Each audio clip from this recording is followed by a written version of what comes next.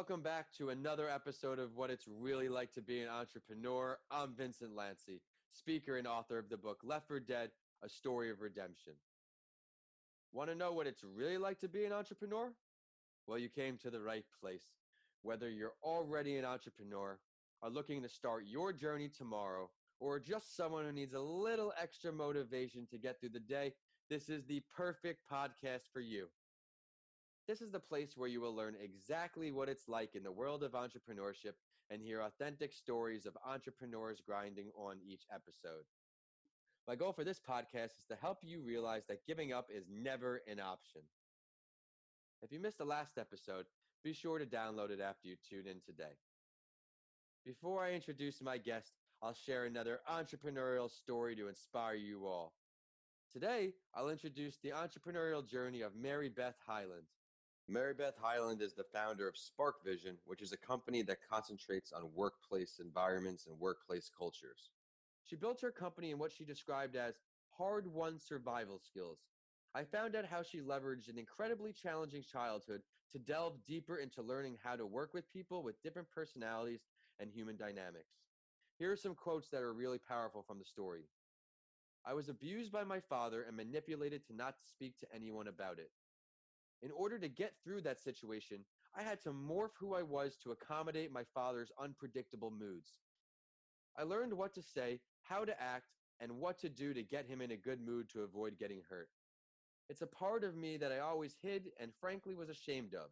But now that I've built this business that is built on human connection and empowerment, I know that it's rooted from the survival skills I learned in my upbringing. These are gifts that she uses to help her with better experiences, to manage the day-to-day interactions with people. I think it's really admirable how she finds the courage to turn this into a business to help other people. Hey, Savina, what do you like best about this story? Hi, Vincent. Honestly, I think you even mentioned it in the beginning about what this podcast is about, and it's about motivating, people. And I think this story is motivating just because so many, and you'll see that a lot of successful entrepreneur always has this childhood story that brings that fire and that light into them. And I think for so many people that are going through, different things in their lives, whether it's child abuse, drug abuse, so many different problems, it's to show you that regardless of what you're going through, there's always the light at the end of the tunnel, and I think it's to show you that taking her experience and being able to inspire others and making that become a business and being, an entrepreneur. So I do think it's inspiring because I do believe that most people, that can be able to change other people's lives for the better are, for me, the best. And that's why I really believe in social entrepreneurship. And for me, that's definitely what she's about. That voice you just heard, that's the sound of today's guest. My guest on the show today is someone coming at us from Haiti to share how entrepreneurship works there. She's an incredibly hard worker, and like the article, she is following her passion. She's the CEO and founder of Dance for Life Haiti and has grown her following to over 12,000 on Instagram. I kind of had to have her on the show to hear how she's doing it. Allow me to please introduce Savina St Lot. Savina, thank you for coming on my show. Thank you so much for having me. Absolutely. Would you mind please previewing your story, introduce yourself to our listeners without giving just too much away of that entrepreneurial journey? So I have to say, I do come from a family of entrepreneurs between my mom and my dad, honestly. And I think ever since I was little, they've always put that business entrepreneurship mindset in me. I remember since I was probably the age of 8, my mom did not negotiate me coming to work, so every summer, every Christmas holidays, I had to work. And I remember my dad would go to China about twice a year for work, and he would bring me back these beads of like to make bracelets, and different things that I would always end up selling, baking brownies and selling them at school. So honestly, I think in terms of business, I've always had that in me. But my Dance for Life story and journey began really after the earthquake. I have to say that I was always passionate about dancing, but I would always watch these movies, these street movies like You Got Served or Honey, where, it's those kids and they're like from the streets and they have this team and they're always battling with each other. So I've always been those were always my favorite movies. And then I remember one day I was watching, I think You Got Served, and I was like, this would be so cool if I could have my own street team, my own dance team. And basically, that's how it all started. So after the earthquake that hit Haiti on January 12th, um, I I decided it would be so cool to have a street team, from the slums, kids that are super talented but really can make an income out of dance that they didn't make before. And so kind of did my research, told a few people about what I wanted to do, and word of mouth, I told a bunch of people that work around me and from different backgrounds. So listen, I'm looking for kids that are talented and that love to dance, to be able to do a dance team. And so I gave them a meeting point, a time, and to my surprise, I have to say that day we had about 70 dancers, all from the ghetto and the slums that showed up. And from the 70, I have to say we chose about 16, but they were all so talented, and it was amazing to see how there was so much hidden talent, or at least that I didn't know about. And so when we chose our 16, we started, throughout the summer, we started dancing together, preparing routines, really getting to know one another, and realizing how, yes, we were all from different backgrounds, but dance was literally the way we spoke to each other, the way we could express to each other. And it really unified us. And so during this, after I felt like we were kind of ready to perform for the public, I started making calls to people that were in the entertainment industry and asking them, hey, could I open for your event? And basically that's how we started. We started opening for some events basically for free. I mean, they were paying us the minimum just so that I could be able to pay the dancers, an income and a fee. And every time we performed, the crowd was just amazing. Every performance we had. And I think for that summer, if I'm not mistaken, we had about 12 to 13 performance. But I mean, on a time period of from June to August, so 2 months period. And I remember it was this last event that we went to. And after my team finished performing, I had so many kids that were there, and they were like, Savina, oh my God, where did you find these dancers? I want to dance just like them. And honestly, it was that last comment and that said, okay, Savina, you're opening a dance school. And the idea was, how could I open a dance school where kids would come and learn from the streets? Because mind you, I was still in high school when I opened. I was 17 at the time, and I didn't study dance. That wasn't my career. And so the idea was, how could we open a dance school, and that dance school would be taught from kids from the streets, because when you think about it, these kids are self-taught. I mean, it's a talent they have, because they're able to be doing backflips and crazy moves, honestly, but from themselves. I mean, whether it's going on YouTube and learning it, or but they're self-taught. And for me, that was the concept behind it, is opening a dance school. And it was really a hip-hop dance school where kids would come and learn from the streets, and the whole concept behind it. And this is how we really started. And I remember I would go with my uniform. I mean, I was still at school, and I would go with my school uniform to other schools and talk to kids about, this is what I want to do. Would you want to join me? And when we opened the school, I we opened with about 7 kids. But I do have to tell you that my parents were completely against it. I mean, they were like, Savina, are you crazy? Like, you're going to college. Like, how are you going to run a business? How are you going to be able to manage a dance school? Like, come on.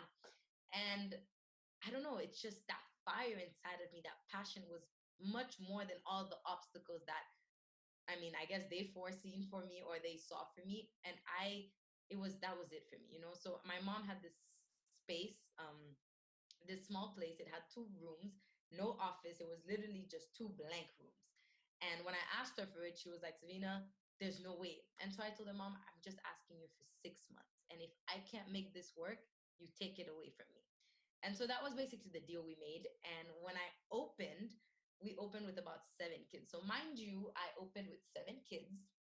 And I had about four teachers, a security guard, but I mean, obviously, what the money I was bringing in could not pay. So it was really coming in from my savings, from selling bracelets, from selling brownies that I've always put at the bank. So that honestly was the money that started Dance for Life Studio. And it was basically, I started with 7 kids and we started, doing videos. I was trying to promote it and we were getting more and more kids. And then for the summer, I did a summer camp. So we had much more kids come. I think it like curiosity and seeing, what it is. And honestly, the environment, the ambiance, it was so family oriented. It was so much fun and it was laid back in terms of kids could choose the song they wanted to dance to. They could choose their moves. It was really a bonding and learning from each other. Um, and I think after that, if I'm not mistaken, after the summer camp in September, we got much more kids. So I think we ended up having about 40 kids. And I decided to do an annual show, a recital, and I went all out. I mean, I went all out and we kind of had a sold out show. Our first year, we had about 960 people or 1,000 people. It was a sold out show. And after that show is when really the success of Dance for Life began, because that show was such an empowering show. It was called Born to Dance, and it was about every reasons that we dance, whether we dance for sadness, we dance for courage, we dance for laughter, we dance for so many different reasons. And that show inspired so many people, so many souls. I mean, people came out crying and laughing and goosebumps. And after that show is when honestly the success of Dance for Life began. And in the after that show, we had doubled our numbers. People started coming to the school, and ever since, it's been our way of teaching. I have to say, of course, as we grew, we have professionals now part of the team, people that really have studied dance, that know how to teach. But we also have these kids that were with me since the beginning as well. So we have the best of both worlds, I have to say. I love it. I love your passion behind it. I can't wait to learn all about it throughout this show. You mentioned your parents were entrepreneurs. What kind of entrepreneurs were they? So basically, my mom has always had a retail store. Okay. She has a big retail store, and my dad was always in manufacturing, so ice, water, and doing all these things. It's amazing. So you followed the entrepreneurial family trait, and Definitely. you're doing great. I have to say that. And I have to tell you, since I was the age of 8, my mom did not negotiate me working every summer in December while my friends were out partying and going out to lunches. And I was never allowed, honestly. Growing up, it was always you had to work. So I think that's one thing that I always have to thank my parents for. Absolutely. They've definitely put that entrepreneurship mindset inside. Well, I could tell how excited you are about what you do, and that's really where success stems from. You talk to a lot of entrepreneurs who are successful, and they'll say it stems from you finding what you're actually passionate about. And granted, like you said, the money may not be there at first. You were doing things for free. In the beginning of my career, I was doing some speaking engagements for free, doing a lot of things because I'm passionate about it anyway, and you want to build the brand. So that's a great lesson for everybody listening on. But it's time for the big 5 here, Savina. On each episode, my guest and I will go over these 5 questions to help you, the listeners, learn what it's really like to be an entrepreneur. You ready to go? Let's go. Let's do this. Now, you said you had entrepreneurial tendencies your whole life, but when did you realize that you weren't happy with what you were doing or that you needed some kind of change to truly start this entrepreneurial journey? Honestly, so I do have to say that I do come from a privileged family, okay? But for many years, it was just going on and stuff. And I think the earthquake for me was a big hit. I mean, right. I felt at some point useless. I felt like my inner self knew that I could be so much more and that I could do so much more. And I think after the earthquake, it kind of hit me that, you know what, it's time for you to get up and, just do this. And I have to tell you, when I decided to open the dance school and having all this, my parents were completely against it because I was still in high school, mind you. I wasn't in college yet, and I was traveling. I was going to go study in Boston. So grinding at a young age, but you saw the opportunities, and a lot of times you hear it's definitely after the earthquake. I have to say that. I think I wanted to do more. I wanted to be much more. I wanted to be able to influence other people. And I think that's kind of what woke me up from being like, you know what, do what you love and making it bigger and doing bigger and not only making money out of it, because that really wasn't my priority. And I always say for me, money is a byproduct, Correct. and it is basically the money that we're making now is just a byproduct of starting to empower people from the slums and being able to change people's lives. And I think that's what it was. Well, we all need money to survive, but if you can do something you love, it doesn't feel like work, and what you're describing here is just truly, truly admirable for everybody listening on, because it's a big lesson to just do what you love in life, and success will follow you if you grind, grind, grind. But you've been grinding for a while here. What would you say one or two of the most difficult parts of being an entrepreneur for you, and all of your experiences? Let's enlighten our listeners. I think it's definitely being able to have that courage to fight any obstacles that come your way, because it's, I mean, definitely whenever any entrepreneur will tell you it wasn't always easy. There's always going to be obstacles in your journey. There's always going to be things Yes. that basically are at your down moment. Like, do I continue? Do I keep going? And it's having that courage and that resilience that I think keeps you going.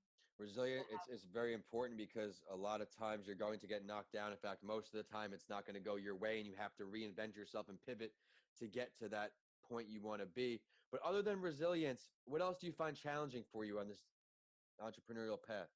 It's keeping the focus, keeping, because when you start becoming successful and when you start making it, you have so many other ideas that come your way. You have so many other things that you want to be able to do.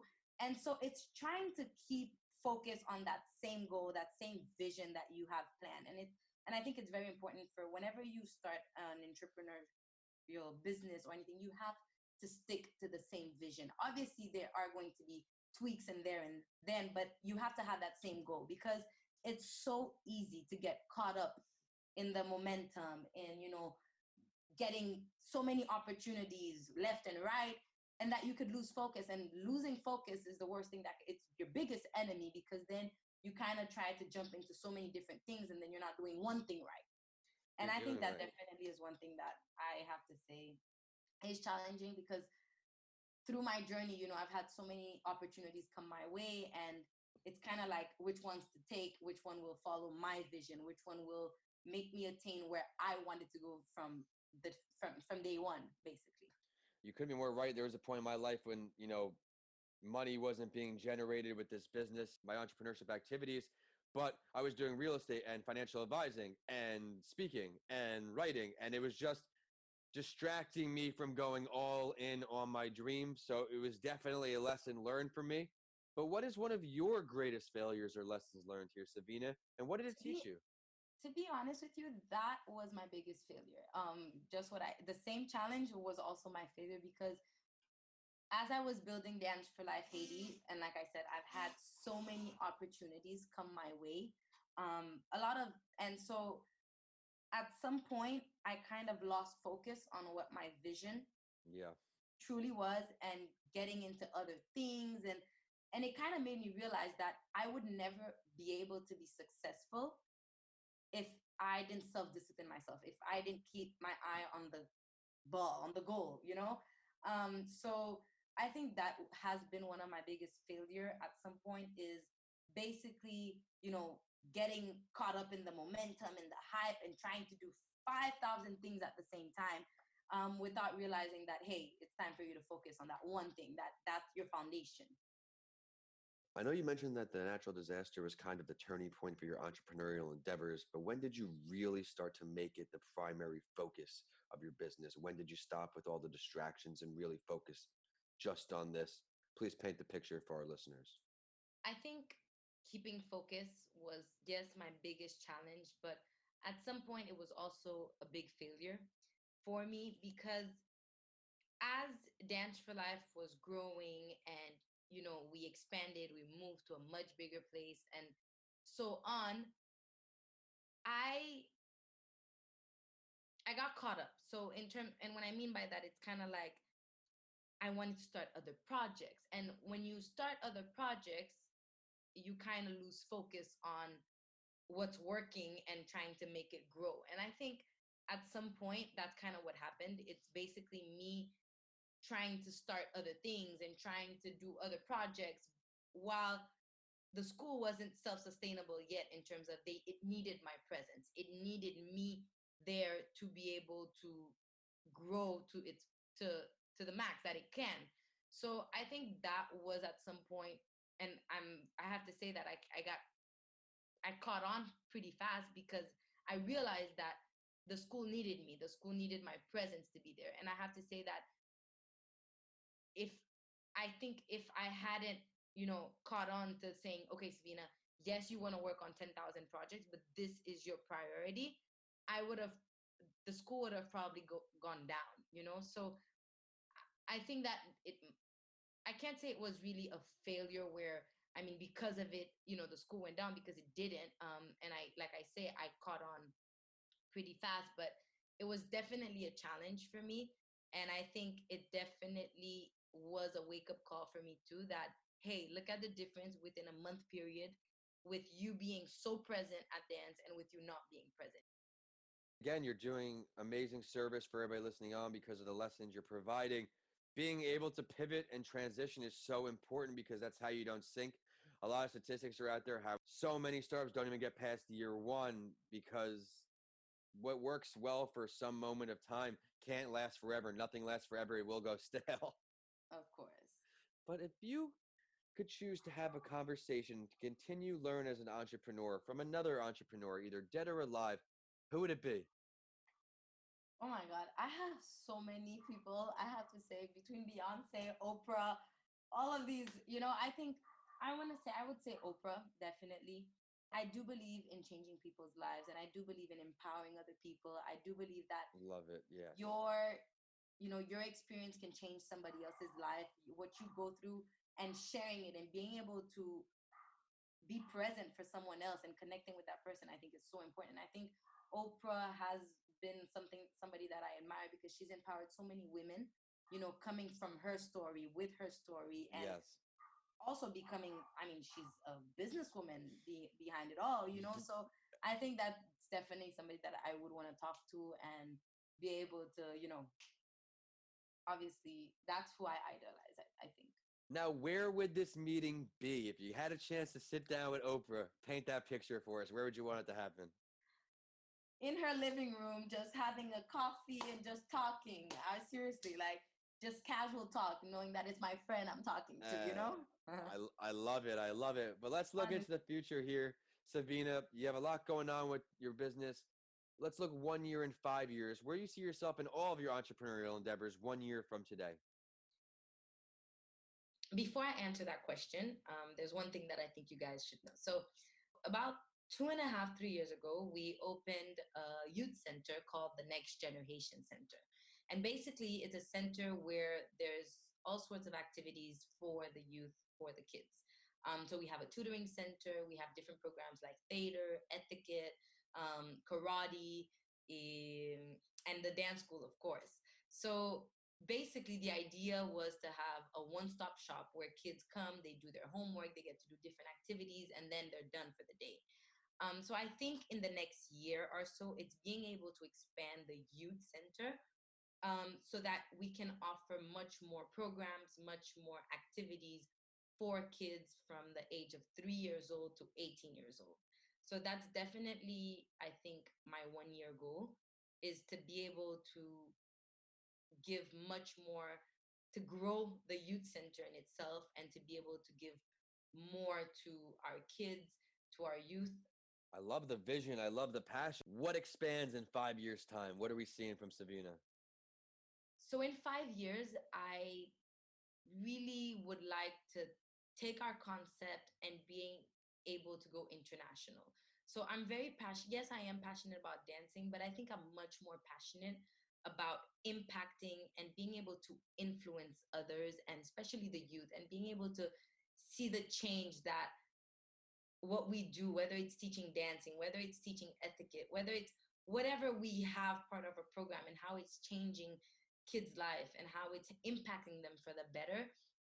I get more pride out of that. So honestly, for me, it's being able to replicate what we do here on a much bigger scale and being able to influence and impact so much more kids and so much more lives. So I think that's definitely where I see myself in 5 years and where I hope to take our concept here, Dance for Life Studio, the next generation, to the next level. That's what it's all about. My business model is always, no matter what it is, the podcast, books, speaking, it's always giving back. I speak to students, so I love where you're coming from. So thank you so much, Savina, for coming on the show today.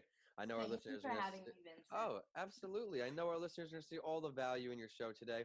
I loved how you started in the beginning. You felt you may have been an entrepreneur ever since you were a young kid. And then we talked about all the great characteristics of being an entrepreneur and the hard work it takes. I also really enjoyed how you picked Oprah because you really just wanted to learn from her, keep it casual, and really pick her brain. But it's time for the last word. And I do this on my other podcast, A Mental Health Break with Vincent A. Lanci, because I want to let our listeners really get to know my guests. Is there something that you would like to share with everybody listening on that we did not get to touch on yet today? I think what I would want to say to all entrepreneurs is there's never a time to start. The time is kind of now. You have that idea, you have that drive inside of you. It's just doing it. It's not, I mean, when you sit home and you think about you have the big idea and you plan, okay, after in 5 years I can start. I think the time is always now, you know? It's get up, do it. And yes, there are going to be obstacles. Yes, it's not going to be an easy journey, but your drive and your ambition is definitely going to get you to where you want. And I think every successful entrepreneur does have that drive and that ambition that gets them to where they are. So once you can get that fire inside of you, that thing that you're passionate about, that gift that makes you different than other people, then you have it all. It's not about money, because like I say, money is always a byproduct of your results. It's always a byproduct of your passion. So it's just using that and making it. I love it. Would you mind please sharing your professional social media or ways for our listeners to follow all these wonderful endeavors? So my Instagram is Dance for Life Haiti. And if you actually YouTube my name, Savina St Remy, so as my maiden name, Savina Savina Saint Saint, Remy Remy, you'll kind of see a few of my work and what I do. You'll see some of my speeches and what I stand for. That's awesome. So I think that will Everybody be sure to check all of that out. I'm sure you'll be very, very amazed of how much stuff she has going on over there in Haiti. But be sure to check out the show on LinkedIn at What It's Really Like to Be an Entrepreneur. And we're over on Instagram and Facebook at your favorite morning podcast. Twitter's Podcast by Lanci. And of course, my handles are at Vincent A. Lanci on all social media and YouTube. Be sure to check out my book, Left for Dead, A Story of Redemption on Amazon now. But DM me or message me on my site, vincentalanci.com, because I want to hear what you think. If you enjoyed today's episode, please continue listening and rate What It's Really Like to Be an Entrepreneur 5 stars. I work hard to find value delivering stories for you on each episode. As always, I will end the show with the quote that inspired me and know it will for you too. And this one is from Mary Beth Hyland, the star of today's entrepreneurial story and founder of Spark Vision. She said, quote, "We all need reminders about who we are and or who we want to be. I often write down that I am enough, or I am love, or I am who I'm supposed to be to remind myself of what's true. It carries me through the day. Thanks for listening, and I'll see you all on the next episode of What It's Really Like to Be an Entrepreneur."